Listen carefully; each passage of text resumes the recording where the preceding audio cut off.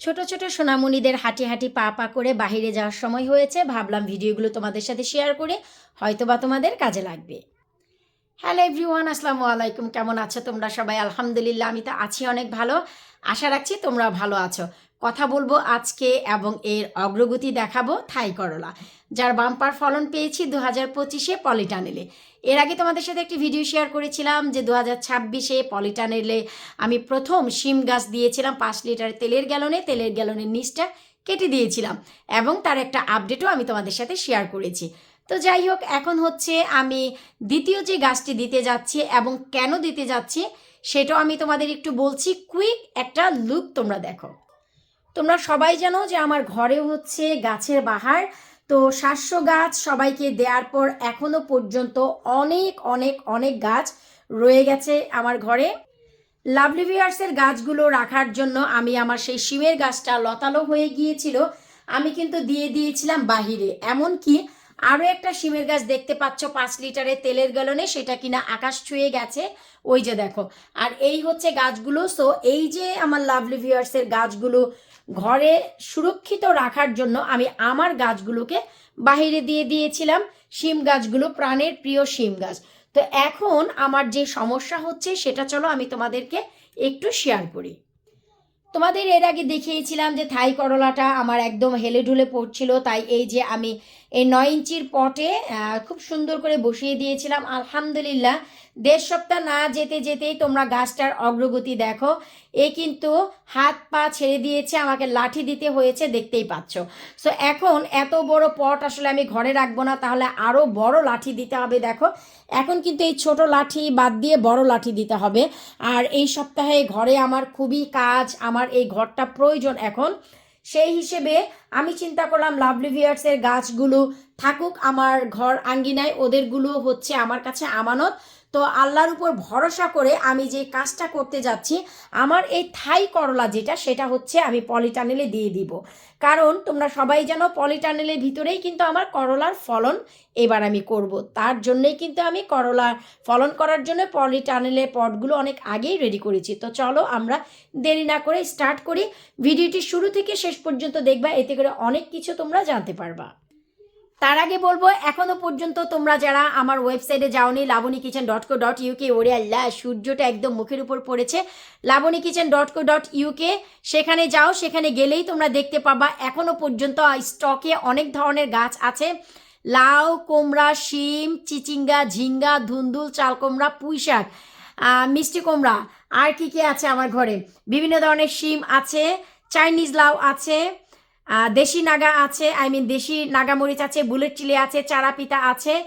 এই সব ধরনের সব কিছু পেয়ে যাবা একবার শুধু labonyKitchen.co.uk-তে যাও। আর দেখতেই তো পাচ্ছ আমার আঙ্গিনার আমার নিজের হাতের বীজ থেকে করা কত চমৎকার এই ছোট ছোট ছোট ছোট সোনামণিগুলো বেড়ে উঠছে আপন সুরে। এইগুলো গিয়েই অন্যের আঙ্গিনায় ফলন দিবে এই 2026-এ, এই বিশ্বাস আমার তো ভাই আছেই আছে। আলহামদুলিল্লাহ, গাছটাকে নিয়ে চলে এসেছি আমি পলিটানেলের ভেতরে। তো চলো এখন কোথায় গাছটা লাগাচ্ছি, কিভাবে লাগাচ্ছি সঠিক ওয়েটা দেখে রাখো, এতে করে তোমাদেরই উপকার হবে। পলিটানেলটা করাই হয়েছে করলার ফলনের জন্য, আর এই পটগুলো আমি আগেই রেডি করে রেখেছিলাম তোমরা জানো। তো এই যে দেখতে পাচ্ছ পট, এই পট দুটার ভিতরে আমি হচ্ছে থাই করলা দিব। আর বাকি যে পটগুলো তোমরা দেখতে পাচ্ছ আমার টানেলে, ওইগুলির ভিতরে হচ্ছে গজ করলা যেটা, সেটা দিব। পায়রা করলা বা গজ করলা বা ফুটলং করলা। তো এই মাটিগুলো অনেক আগে আমি প্রসেস করে রেখেছিলাম, যার একটা ভিডিও আমি তোমাদের সাথে শেয়ার করেছিলাম। এখন শুধু আমি অ্যাপসম সল্ট ছাড়া আর কিছুই দেব না। এখানে চিকেন মেনুর থেকে শুরু করে বোন মিল থেকে শুরু করে সব কিছু আমি আগেই মিক্স করে রেখেছি। এখন শুধু দিচ্ছি অ্যাপসম সল্ট, দ্যাটস ইট। ভালো করে এখন একটু নেড়ে এই যে দেখো মিশিয়ে নিচ্ছি, ব্যাস। আর কিচ্ছু করতে হবে না। মাটিগুলো দেখতেই পাচ্ছ প্রসেস করা কত চমৎকার আছে। তো চলো আমরা নেক্সট স্টেপে চলে যাচ্ছি। যেহেতু এই পটে বসে গেছে আর এই পটের নিচটা আমি কাটতে পারলে আমি কিন্তু এই পটটা এখানেই দিয়ে দিতাম। প্রবাবলি আমি এই যে পটগুলো নিচে সব প্লেট কেটে তারপরে মাটির নিচে বসিয়ে দিয়েছি যেন শিকড় একদম মাটিতে চলে যায়। কিন্তু যেহেতু আমার হাজব্যান্ড বাসায় নেই আর এই কাজ আমি একা করতেও পারবো না, কিভাবে কাটবো এইগুলোর আমি কাটছি রে ভাই, আমার হাতের অবস্থা 12টা বাজছে। সো এইটা পসিবল না, তাই এখান থেকে আমি ওই যে দেখো নাইফ নিয়ে আসছি, নাইফ দিয়ে ভালো করে কেটে কেটে তারপরে তুলবো, যেন টেনে তুললে শিকড়গুলো গাছগুলো নষ্ট না হয়। সবার শুরুতে এই যে দেখতে পাচ্ছ স্টিক, এই স্টিকগুলো হচ্ছে আমি সরিয়ে নিব। এরপর এই তো দেখো মাটিগুলো ফাঁকা করে আমি কিন্তু গাছগুলো বসিয়ে নিয়েছি। প্রতিটা পটে আমি হচ্ছে 3টি করে গাছ দিয়েছি, কারণ আমি 6টি গাছ নিয়েছি। তোমরা কিন্তু কোনো শিকড়ই দেখতে পাচ্ছ না, তার মানে হচ্ছে আমি এনাফ মাটি সহ শিকড়টা তুলে নিয়েছি। এখন আমি যে কাজটা করব, এই যে মাটিগুলো আছে, এখন এইগুলোকে আমি এই যে দেখো সুন্দর করে আলতো করে এই যে দেখো দিয়ে দিচ্ছি। আর যেহেতু করলার গাছ, লতালো গাছ, আমাদের কিন্তু চাপাচাপি করারও কোনো দরকার নেই, এইভাবে আলতো করে বসিয়ে দিলেই কিন্তু হয়ে যাবে। ঠিক একইভাবে দেখো আমি এই পাশেও কিন্তু তাই করছি। আমি এক পাশ থেকে মাটি বেশি করে সরিয়ে সাইডে নিয়ে নিয়েছি, এখন যেন ইজিলি আমি এই যে দেখো দিয়ে দিতে পারি। খুবই ইজি এই কাজটা করা, আলতো করে জাস্ট একটু দিয়ে দিলেই কিন্তু হয়ে গেল।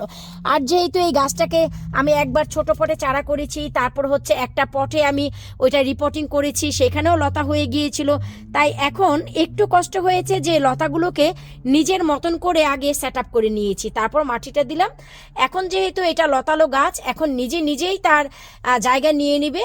যেহেতু এটা আমি নিজে নিয়ে এসেছি এত বড় গাছ, তাই আমার দায়িত্ব ছিল এটাকে সুন্দর করে আগে সেট আপ করে দেয়া। ভাই যেহেতু লতালো গাছ, এই যে দেখো আমার এই গাছটা আছে না, এই জায়গাটায় ভেঙে গেছে, কোনো সমস্যা নেই। তারপর আমি লম্বা করে দেখো এটা টানা দিয়ে দিয়েছি, কারণ এমনিতেই আরও একটা সাইড থেকে ব্রাঞ্চ বের হলে আমি এটা মাথা কেটে দিব, 1G কাটিং করব। এখন যা সেট আপ করলাম। আর তোমরা যদি জানতে চাও যে আমি এটা কত তারিখে দিলাম পলিটানেলে, এপ্রিল মাসের 28 তারিখে দিলাম। আমার ঘরে জায়গা নেই বিধায় আমি দিয়ে দিলাম আল্লাহর নামে। এখন যদি এটা বেঁচে যায় আলহামদুলিল্লাহ, আগামীকালকে 29 তারিখে আমি দিয়ে দিব বাকি যে করলার গাছ সেটা। মনে করে অবশ্যই কিন্তু পানি দিয়ে দিতে হবে। আর যেহেতু এখনও অনেক ঠান্ডার সময়, আমার গত সপ্তাহ ভরে অনেক গরম গেছে, ঠাড়া পড়া রৌদ্র, কনজারভেটিতে 41 ডিগ্রি তাপমাত্রায় ছিল। আর এখন যেহেতু ঠান্ডার ভিতরে থাকবে, একটু তারতম্য হতে পারে, তাই কিন্তু আমরা এপসম সল্ট দিলাম গাছটা যেন স্ট্রেসে না যায়। আর পানি যেটা দিলাম সেটা হচ্ছে হালকা কুসুম গরম পানি দিলাম, যেন বাহিরের ঠান্ডাটায় এরা স্ট্রেসে চলে না যায়। সো তোমরা কিন্তু আমার এই গাছগুলোর জন্য দোয়া করবা, পলিটানেলটা যার জন্য সেট আপ করা, সেই সফলতা যেন আমি পাই। আর ঠিক এই পদ্ধতি ফলো করে তোমরা তোমাদের গাছগুলোকে পটিং করতে পারো। তো দেখলা তো, তোমাদের গাছগুলোকে সুরক্ষিত রাখার জন্য আমি আমার স্বাদের করলা গাছ বাইরে দিয়ে দিলাম। 2025-এ মে মাসের 29 তারিখে আমি ফার্স্ট করলার গাছ বাইরে দিয়েছি। আর গত বছর পলিটানেল থেকে শুরু করে, পলিটানেলে হচ্ছে আমার থাই করলা আর হচ্ছে আরেকটা দেশীয় করলা হয়েছিল, আর যেগুলো লং ফুট গজ করলা, সেটা কিন্তু আমার ফ্রন্ট গার্ডেন যেখানে আমার ফুল থাকে, আমার বাসার সামনে যেখানে বড় মাচাটা, সেইখানে কিন্তু করলার ফলন হয়েছিল। যারা রেগুলার আমার চ্যানেলে ভিডিও দেখো তারা তো সবাই জানো। সো এই বছর আমি দেখো মে মাস না, ওরে আল্লাহ, এপ্রিলের 28 তারিখ, পুরোপুরি 1 মাস আগেই দিয়ে দিলাম। এগুলো হচ্ছে আমাদের ট্রপিক্যাল কান্ট্রির গরম দেশের শাকসবজি, এগুলোর জন্য প্রচুর গরম দরকার, তার উপরে আজকে জঘন্য ওয়েদার। তো আলহামদুলিল্লাহ এটা বেঁচে থাকুক। একটু লক্ষ্য করলেই দেখতে পাবা পলিটানেলের সামনে যে পেয়ারের গাছটা কিভাবে বাইরাবাড়ি করছে, পলিটানেলটাও বাতাসে বাইরাবাড়ি করছে। আল্লাহ ভরসা, দেখা যাক কি হয়। অবশ্যই তোমাদের সাথে আপডেট শেয়ার করতে থাকবো। বিদায় নিচ্ছে আজকের মতন, আল্লাহ হাফিজ।